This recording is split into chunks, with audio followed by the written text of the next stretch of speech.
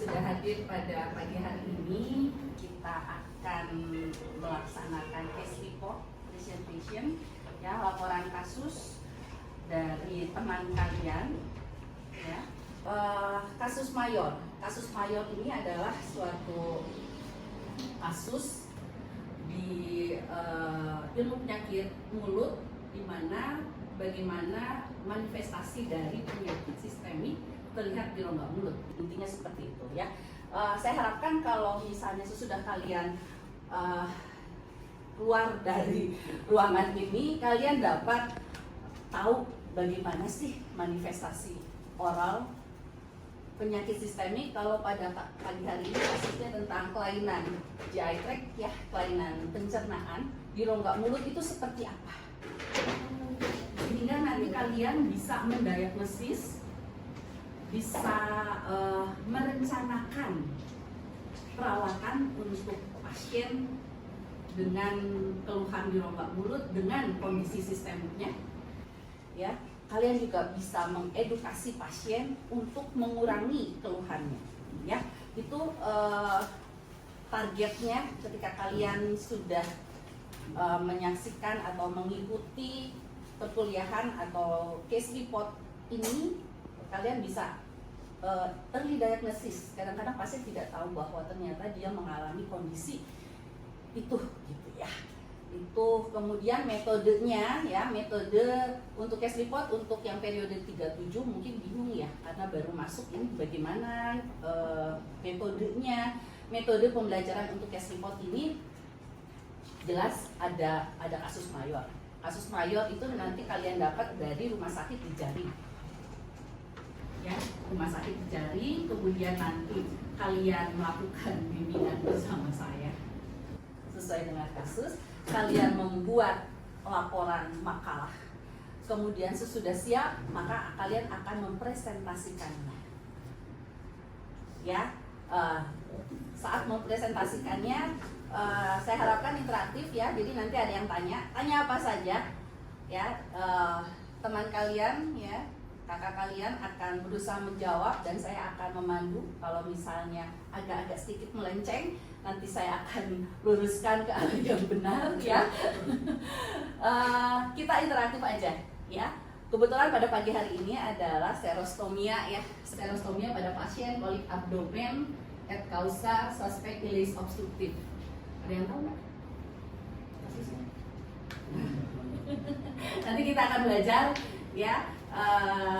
Jenny sudah diskusi, ya, sama saya beberapa kali diskusi. Nanti kalian akan presentasi. Kemudian untuk mata kuliah ini, untuk case report ini, penilaiannya sih bagaimana, gitu ya. Penilaiannya adalah yang satu jelas proses bimbingan, ya. Proses bimbingan mulai dari pemilihan pasien, kemudian ketika bimbingan, karena pasiennya berapa kali kunjungan, Jen? Sampai 4 kali, dokter. Sampai 4 kali kunjungan. Karena jadi kayaknya visit tiap hari, ya. Nah, visit tiap hari, nah itu juga kami nilai, ya, gimana progres pasiennya, apakah membaik atau memburuk atau sama saja, ya. Nanti ada progresnya bagaimana, itu juga dinilai. Kemudian ketika bimbingan kasus, ya, sesudah kasus pasien selesai, pasien sudah pulang atau kita bimbingan, dan gitu yang ini sekarang presentasi nanti akan dinilai. Satu lagi kehadiran, ya. Kehadiran kalian sebagai presenter case report juga akan dinilai secara kelompok, ya. Nanti ada tim dosen, kan, ya. Jadi kalau tidak salah requirement-nya ada berapa, 10 atau berapa, masing-masing dosen harus ada, dan masing-masing dosen akan memberi nilai, ya. Kemudian ada presentasinya, jelas presentase sebagai presenter lebih besar, ya. Oke, mungkin itu aja untuk mempersingkat waktu. Silahkan, Jun. Terima kasih, dokter. Saya Andi yang ya. Selamat pagi, dokter, kakak, dan teman-teman. Perkenalkan, saya Jenny Nindri dengan RP 229/02. Izin untuk mempresentasikan case report dengan judul kondisi serostomia pada pasien kolik abdomen causa suspect ileus obstruktif. Untuk pendahuluannya, jadi serostomia ini merupakan keluhan yang subjektif dengan kondisi usus kering yang merupakan keluhan yang umum yang sering dikaitkan dengan penurunan produksi saliva diakibatkan dari bisa jadi 3 faktor seperti dehidrasi, efek samping penggunaan obat-obatan, serta adanya penyakit sistemik. Untuk pengertian dari ileus obstructus sendiri adalah obstruksi yang terjadi pada usus secara mekanis serta terjadi ketika terdapat hambatan fisik yang menghalangi pergerakan normal dari isi usus. Dan biasanya sumbatan ini dapat bersifat parsial atau total dan dapat terjadi di usus halus maupun usus besar. Dan pada pasien dengan kondisi ini memiliki faktor resiko serostomia yang meningkat karena asupan cairan yang terbatas sehingga terjadi gangguan elektrolit, sehingga dapat terjadi efek obat antikolinergik atau analgesik yang sering digunakan. Untuk laporan kasus, jadi pasien dengan inisial RM dengan usia 69 tahun dengan riwayat stroke serta diare akut, mengeluh mulut kering, kesulitan menelan, serta bau mulut selama kurang lebih 3 minggu. Untuk anamnesisnya, pasien merasa kondisinya semakin memburuk setelah mengkonsumsi obat. Serta pasien mengatakan hanya minum 500 ml air per hari dan tidak menyikat gigi selama 5 hari. Untuk TTV-nya sendiri, keadaannya sekomosmentis, tensinya 122/77, untuk nadinya 113 kali per menit, respirasi 20 kali per menit. Untuk suhunya sendiri 36 derajat Celcius. Dan telah dilakukan pemeriksaan hematologi dan terdapat hemoglobin 10,5 gram per gl serta leukosit 10.800 dengan hematokrit 30% serta trombosit 372.000. Untuk diagnosisnya sendiri, untuk diagnosis sistemiknya adalah kolik abdomen et nausa ileus obstructive. Dengan diagnosa oralnya ada suspek serostomia, ada exfoliative cheilitis, enterobial bibir inferior dan superior, serta ada lingual varicositis serta hiposalivasi glossitis. Untuk selanjutnya ada pemeriksaan dry mouth. Jadi pada pemeriksaan dry mouth ini dengan cara cek saliva pool pada dasar mulut dan tidak terdapat saliva pool dengan kaca mulut menempel pada mukosa. Untuk medikasi yang didapat pasien selama rawat inap, diresepkan omeprazol 1x1, ketoji 3x1, ondansetron 3x1, dipazin 3x1, suprapat sirup 4x10 cc, ketorolak tablet 2x1, serta gabapentin 1x100 mg, serta kurkuma forte 3x1 mg. Selanjutnya terdapat pemeriksaan rongga mulut, didapat exfoliative cheilitis. Ini ya, exfoliative cheilitis itu bibir kering istilah ininya ya. Kalau kalian lihat, maaf ya Jen ya, saya jeda karena biar yang lain tahu kalau exfoliative cheilitis ini ada desquamasi dan ketupas ya, jadi terlihat. Kemudian kalau ini deskripsi lesi kalian sudah hatam lah ya, sudah paham lah ya. Kemudian kalau misalnya ngelihat si bibirnya kelihatan banget ya, kering banget ya. Kalau dari gambar sebelumnya, nah terlihat saliva poolnya nggak ada. Saliva pool dilihat dari sini ya, dari dasar ya. Dari dan kemudian juga Jenny melakukan melakukan pemeriksaan secara klinis di mana kaca mulut itu nempel. Ketika kaca mulut nempel, itu kita sudah langsung asumsi kita adalah mulut kering dry mouth. Ya, saya tekankan kalian harus periksa ini karena kemarin ada yang ujian DOPS gagal gara-gara ini.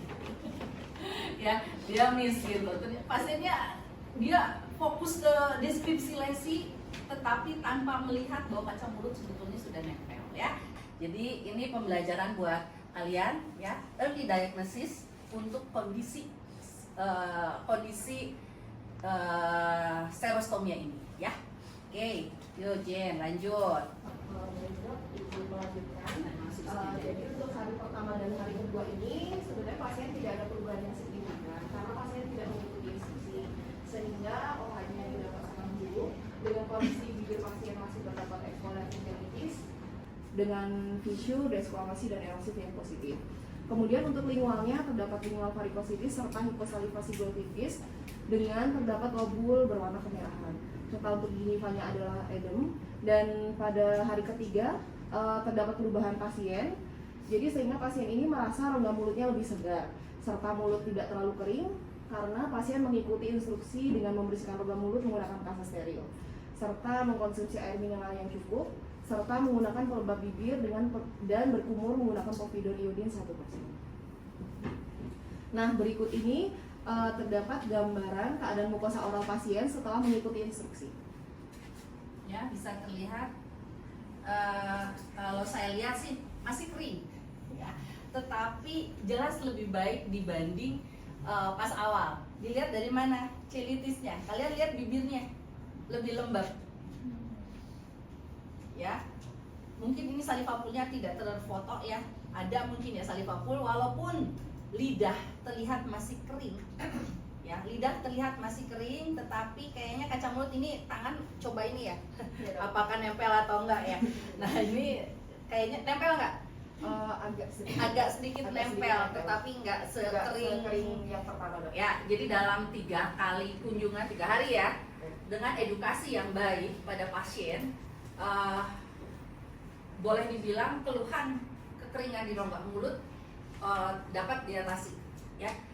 Ini yang tujuannya kita diskusi, kita case report itu supaya Jenny membagikan, nah ini loh saya menemukan ini, penata laksananya seperti ini, hasilnya seperti ini gitu ya. Jadi kita sharing lah ya, kita sharing ya. Nanti adik-adik yang periode 37 diharapkan ketika di Sartika Asih ya, nanti saya bimbing pasti ya, saya bimbing sehingga bisa presentasi seperti kakak kalian jadi ya. Oke, ini membaik ya, walaupun kalian lihat ini ada NGT ya. Ya, pasiennya itu pakai makannya NGT. Tahu nggak NGT apa? Nggak tahu, dia kasih tahu. Jadi seorang yang membantu untuk makan pasien karena posisinya pasien mau operasi sama setelah operasi, jadi ada kesulitan. Jadi pasiennya mau operasi nih, terus ada keluhan di rongga mulut, kita biarin aja. Jelas enggak? Ya, jelas tidak. Oke, yuk kita lanjut. Baik dok, izin melanjutkan. Untuk selanjutnya ada hari keempat, di mana kondisi rongga mulut pasien ini kembali ke pertemuan pertama karena pasien tidak melakukan instruksi. Jadi pasien ini baru saja melakukan operasi ileus obstruktif sehingga masih dalam keadaan puasa dan tidak mengikuti instruksi karena proses pemulihan. Nah, jadi ketika oral hygiene instruction-nya tidak dilaksanakan, kondisinya akan balik ke semula. The power of education. Jadi kalau saya ketika kalian preklinik dan klinik juga, docs dan segala macam, selalu dan sangat selalu mengedepankan ya, komunikasi, informasi, edukasi ke pasien. Betapa pentingnya edukasi itu. Ya, ini salah satu contoh kasus kalau misalnya edukasinya nggak jalan oleh pasien, ya keluhan akan balik lagi. Ya, tugas kita sebagai tenaga kesehatan ya, dokter gigi, untuk bisa mengedukasi gimana caranya pasien nurut gitu ya, walaupun sulit, memang sulit, tapi kita nggak boleh, edukasi nggak bisa sekali, harus berkali-kali ya. Oke, yuk berikutnya ini pembahasan nggak usah ya. Nah, ini pembahasan jadi udah buat secara ringkasnya seperti ini ya, silakan. Jadi untuk ileus obstruktif sudah saya buat bagannya secara singkat. Jadi ileus obstruktif ini seperti yang dijelaskan di awal merupakan penyumbatan atau obstruksi pada usus. Dan ketika ileus obstruktif ini terjadi, maka terjadi penghambatan atau terganggunya aliran makanan serta cairan pada usus, otomatis terjadi dehidrasi. Setelah terjadi dehidrasi, otomatis produksi saliva pun juga akan menurun sehingga terjadilah serostomia atau mulut kering. Nah, untuk selanjutnya, jadi pada pasien ileus obstruktif ini diberikan gabapentin serta zipazim untuk ileusnya. Jadi ileus obstruktif sendiri tadi sudah dijelaskan merupakan gangguan absorpsi nutrisi dan elektrolit sehingga terjadi dehidrasi secara sistemik, lalu terjadi penurunan saliva sehingga terjadi serosomia. Untuk selanjutnya diberikan obat gabapentin. Ternyata si obat gabapentin ini memiliki suatu aktivitas yang menyebabkan penurunan aktivitas parasimpatis yang mengganggu stimulasi kelenjar ludah, sehingga sekresi kelenjar saliva pun juga ikut menurun sehingga terjadi serostomia. Dan selanjutnya ada obat sifazim. Dia itu untuk mengobati si ileusnya, tapi ternyata ada penghambatan produksi saliva juga dan terjadi perubahan komposisi air liur sehingga terjadi serostomia. Nah, dari ketiga itu tadi dapat disimpulkan menyebabkan karies gigi serta infeksi jamur pada rongga mulut sehingga gangguan nutrisi akibat kesulitan mengunyah dan demam. Ya. Ini akibat dari serostomia. Jadi kalau kalian melihat tadi ya, saya back ya, kondisi rongga mulut pasiennya, kalian bisa ngelihat nih ada plak putih, ini lihat ya di sini ada plak putih ya, ini suspek candidiasis ya, ada multiple karies dan jelas nih gusinya juga odem ya, waduh bakteri banget deh ya, bakteri jamur, berarti pasiennya mengalami infeksi ya. Dan kalau infeksi pada pasien-pasien yang hospitalized ya, ini sangat bahaya banget ya. Banyak kasus akhirnya menjadi sepsis. Jangan sampai tahu kan sepsis ya? Sepsis bakteriemia yang ditakutkan ketika apa ya? Ketika akan dilakukan prosedur pembedahan, si bakterinya jalan-jalan kemana-mana, mengakibatkan sepsis dan akhirnya operasi pun juga gagal. Yang ditakutkan seperti itu.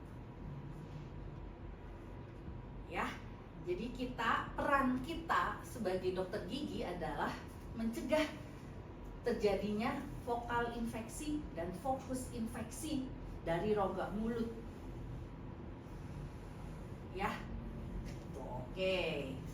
Tata laksanaan, nah silakan. Baik dok, izin menjelaskan terkait penata laksanaan. Jadi saya melakukan edukasi dengan menginstruksikan pasien untuk menggunakan lip balm apabila bibir terasa kering, serta instruksikan pasien untuk mengkonsumsi air mineral 2 liter per hari, lalu menyikat gigi 2 kali sehari. Karena pasiennya itu dalam kondisi setelah operasi dan dengan kondisi riwayat stroke, maka diinstruksikan untuk dapat menyikat gigi atau membersihkan rongga mulut dengan kasa steril.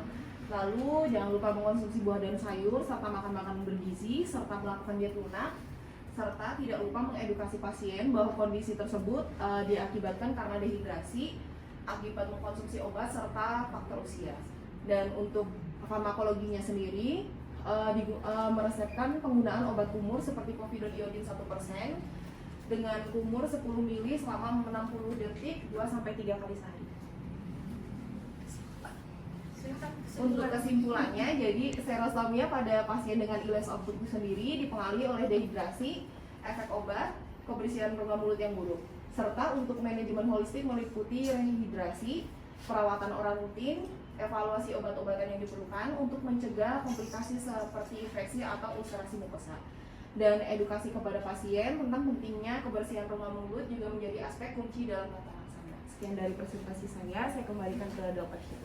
Oke, terima kasih sudah bantu saya untuk kasus ini. Sekarang ada yang mau tanya nggak?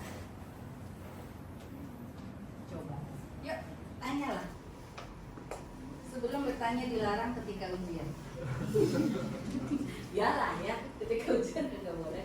Yuk, ada yang mau tanya? Cum, sebelum saya bertanya, ada yang tanya nih?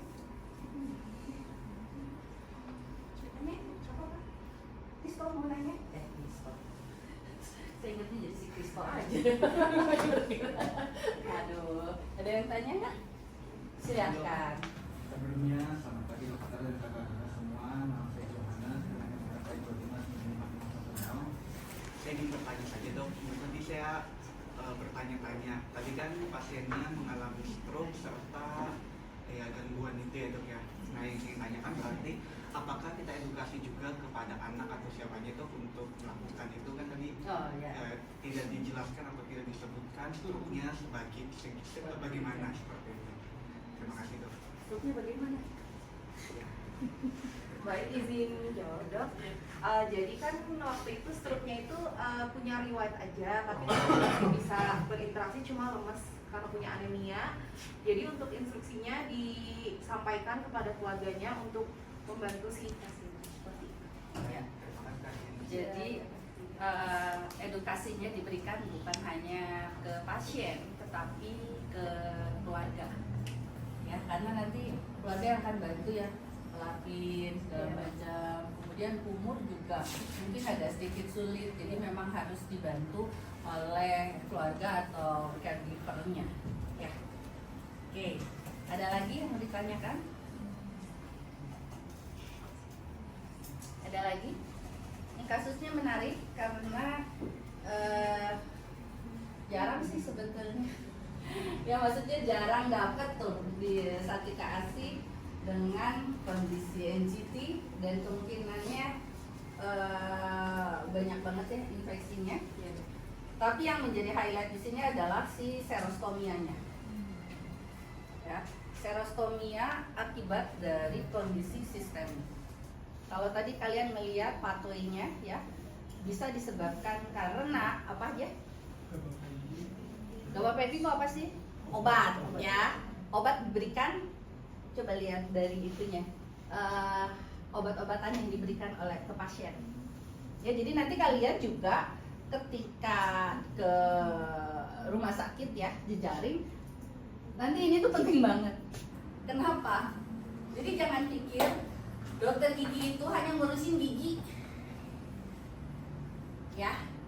Kalian harus tahu obat-obatan yang digunakan oleh pasien.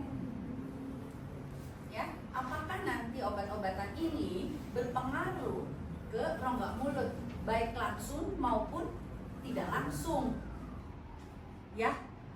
Gabapentin ini adalah salah satu obat untuk depresi juga ya. Jadi bukan hanya untuk kasus kamu yang gangguan pencernaan. Ini adalah gabapentin ini salah satu drug of choice pada penderita depresi. Ya. Jadi ketika kalian ada pasien menganamnesis, tolong dikorek banget, gunain obat apa aja. Jadi ketika pasien kalian kondisinya pada topik kali ini adalah serostomia mulut kering, kalian udah gak heran lagi, lawang dia dikasih gabapentin. Tadi pathway-nya sudah dikasih tahu bagaimana gabapentin menyebabkan kondisi serostomia dengan mempengaruhi syaraf parasimpatis ya. Sedangkan kalian tahu sendiri kalau kelenjar saliva itu dipersyarafi oleh parasimpatis dan simpatis. Ketika dua ini terganggu, maka produksi saliva pun akan terganggu. Ya, jadi tolong yang akan masuk ke koas ya, ketika anamnesis pasien, tolong jeli gitu ya, menggali. Kemarin kan sudah saya ajarin ya, menggali bagaimana supaya pasien lebih terbuka sehingga obat apa yang digunakan, kondisi sistemik apa yang diderita itu kita dapatkan. Kalau udah di rumah sakit mah gampang ya Dit ya. Udah ada ya daftarnya ya, jadi kita tinggal tulis. Yang susah itu di sini. Ya, di sini ketika kalian ada pasien untuk menggali informasi, nah itu ada harus ada keterampilan yang kalian harus latih.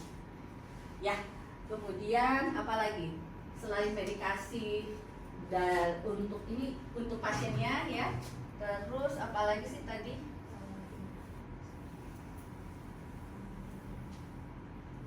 pathway-nya. Jadi nanti kalian harus bikin kayak gini ya. Semua yang case report harus bikin pathway sehingga kalian tahu patofisiologisnya obat ini menyebabkan kondisi rongga mulut apa, kondisi pasien yang penyakit sistemik patofisiologisnya bagaimana, jadi supaya kalian ngerti kayak yang dibuat ini hasil diskusi ya. Iya dok. Berapa kali sampai puyeng. Sampai puyeng. Semua yang diskusi sama saya pasti saya minta untuk membuat pathway sehingga ketika kalian mengedukasi, kalian bisa ke pasien itu ngejelasin. Tadi kan sudah dikasih tahu ke ininya bahwa penyebab dari kondisi ini adalah ini dan ini misalnya. Ya, sehingga apa yang harus dilakukan? Harus dilakukan ini gitu. Ya, ada lagi? Ada lagi pertanyaan? Oke, kalau nggak ada lagi pertanyaan, oh ada Regina, yuk.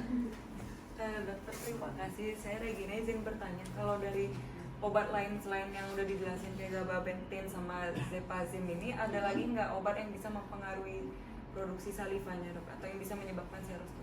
Yuk, lihatin obat-obatan. Makasih, pertanyaan yang bagus.